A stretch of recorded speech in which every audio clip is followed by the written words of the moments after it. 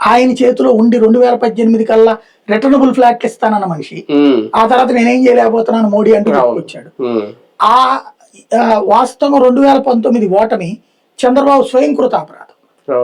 ఆయన బీజేపీని అంటే తన చేతకానితనాన్ని కవర్ చేయడానికి బీజేపీని దోషం చేయబోయి ఆయన పెద్దరికపు తెలివితేటను మిస్ అయ్యాడు. ఆ రోజున ఆయన చెప్పాల్సిందేంటి, బీజేపీతోనే కలిసి ఉంటూ ఇదిగో నేను అమరావతికి ఇంతవరకు చేశాం, ఇంకా చేయబోతున్నాం. ఆ ఏడాది కూడా చేయడానికి అవకాశం ఉండేది మనకి. ఆ సెక్రటేరియట్ కట్టించడం అయిపోయింది. ఇంకా చేస్తామయ్యా మిగతాది, మీరు తెలుసు కదా విడిపోయిన రోజులు మన దగ్గర ఏమీ లేదు, 90,000 కోట్ల అప్పులతో ఇచ్చాడు రాష్ట్రము, అయినా సరే మనం స్టెప్ బై స్టెప్ చేస్తున్నాం, ఇదిగో 12 విద్యా సంస్థలు పెట్టేశాను కదా, పోలవరం కూడా అండర్ కన్స్ట్రక్షన్ లో ఉన్నాం కదా.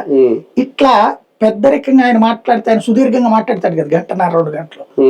ఆ టైప్ లో ఎక్స్ప్లెయిన్ చేస్తుంటే పబ్లిక్ కూడా కన్విన్స్ అవుతారు. మనకి పెద్దముండా వాళ్ళు లేరా పోనీ కష్టపడుతున్నాడు అనేటువంటి పల్లెటూరు భాష ఉంటది, పెద్ద ఆయన ఏదో కష్టపడుతున్నాడు అని మనలాంటి వాళ్ళ భాష ఉంటది, చిన్నోళ్ళు కూడా ఏదో మనం కన్విన్స్ చేస్తాం. 104 107 కాకపోతే 90కో 95కో గెలిచేవాడు ఆయన.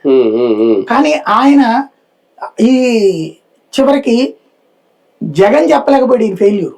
జగన్ ఆ పాదయాత్ర అంటూ ముద్దు పెట్టుకుంటూ తిరిగాడు, కానీ ఆయన ఫెయిల్యూర్ ఆయనే చెప్పుకున్నాడు. నేనేం చేయలేకపోయాను, ఒక్క పైసా చేయలేకపోయినా అదంతా మోడీ వాళ్ళనే. గుజరాత్ కోసం నన్ను నాశనం చేయాలనుకున్నాను.